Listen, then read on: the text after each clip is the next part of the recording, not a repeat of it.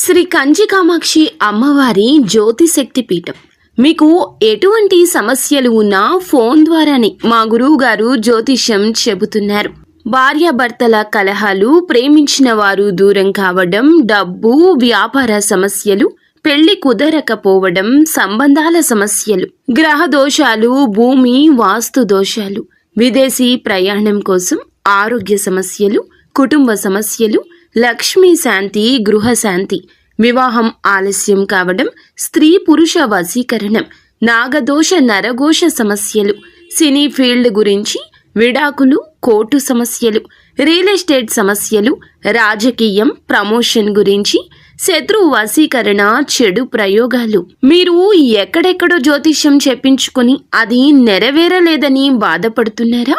స్త్రీ పురుష వశీకరణకు ప్రత్యేక పూజలు చేసి మా గురువు గారు 100% పరిష్కారాన్ని చూపిస్తారు. ఎటువంటి సమస్యలకైనా ఒక్కసారి నమ్మకంతో మా గురువు గారు గోపీరాజు గారిని సంప్రదించండి. Phone number 9881559967. బోరున ఏడుస్తారు. ఏమిటి ఆ విషయం? ఏం జరగబోతుందో వీడియోలో చూసి తెలుసుకుందాము. వీడియో నచ్చితే తప్పకుండా ఒక చిన్న లైక్ చేసి మమ్మల్ని సపోర్ట్ చేయండి. ఈ రోజున విషాదపూరిత లేదా అసహాయకరమైన నిజాలు అయితే బయటకు రాబోతున్నాయి. ముఖ్యంగా ఎప్పటి నుంచో అనుమానం ఉండి స్పష్టత లేక ఎప్పటికీ వదిలివేసిన విషయం ముందుకొస్తోంది.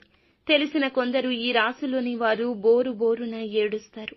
ఎందుకంటే కొన్నిసార్లు నిజాలు ఎంత నిర్దాక్షిణ్యంగా ఉంటాయో, దెబ్బతీస్తాయో ఈ రోజున అనుభవం అవుతుంది.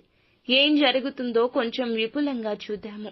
ఈ రోజున కుటుంబ సంబంధాల్లో చాలా సున్నితంగా ఉంటారు. స్నేహితులు, బంధువులు ఏదైనా విషయం చెప్తే వెంటనే తెలుసుకోవాలి ఆ రహస్యం అనే ఆతురత ఉంటుంది. ఈ మధ్య కాలంలో ఒక వ్యక్తి మీద మీరు కొంత అనుమానంతో ఉన్నారు. ఇక ఆ వ్యక్తి మీకు దగ్గర స్నేహితుడైనా లేదా కుటుంబ సభ్యుడైనా కావచ్చు. మధ్యాహ్నం 2 గంటల నుండి సాయంత్రం 6 గంటల మధ్యలో చాలా కాలంగా వెతుకుతున్న నిజమైతే ఎటకేలకు బయటకొస్తుంది. ఇదొక మోసం కావచ్చు.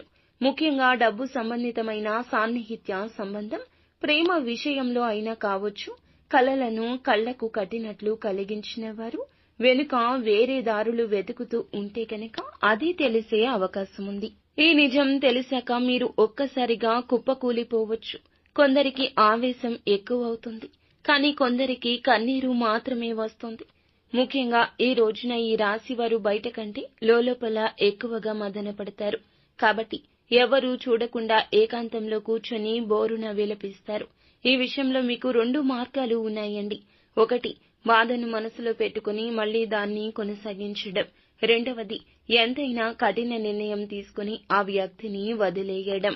ఏది సరిగ్గా అనిపిస్తుందో మీరే నిర్ణయించండి. కానీ ఒకటి గుర్తు పెట్టుకోండి, వృత్తిపరంగా, ఆర్థిక పరంగా ఈ విషయంలోకి ఇంకెవ్వరినీ లాగొద్దు. మీ మనసులోని విషయాలు మనసులోనే ఉంచండి. బయటకు స్లిప్ అవ్వకూడదు. అలా చేస్తే ప్రతిష్టకు దెబ్బ తగులుతుంది. ఇక ముఖ్య విషయం ఏమిటంటే ఈ నిజాన్ని తెలిసి బాధపడితే తప్పకుండా కుటుంబానికి తెలిసే అవకాశం ఉంటుంది. మీ యొక్క భుజాలపై మీ ఇంటి వాళ్ళు సానుభూతి చూపిస్తారు. కానీ సమస్యలను పెంచాల్సిన అవసరం లేదు కదా. ఈ రోజు సాయంత్రం 7 గంటలు దాటాక ఆ వ్యక్తి నుంచి మరొక్కసారి ఎక్స్ప్లెనేషన్ రావచ్చు. నిశ్శబ్దంగా వినండి. తక్షణ నిర్ణయం వద్దు. ఆలోచించండి. ఆర్థిక పరిస్థితి పరంగా ఈ నిజం డబ్బు సంబంధితం కావచ్చు. ఇలా అనుకొని లోటులు కూడా బయటపడవచ్చు. ఈ ఖర్చులు ఎటువంటి ఘర్షణ లేకుండా సామరస్యంగా ఎదుర్కోండి.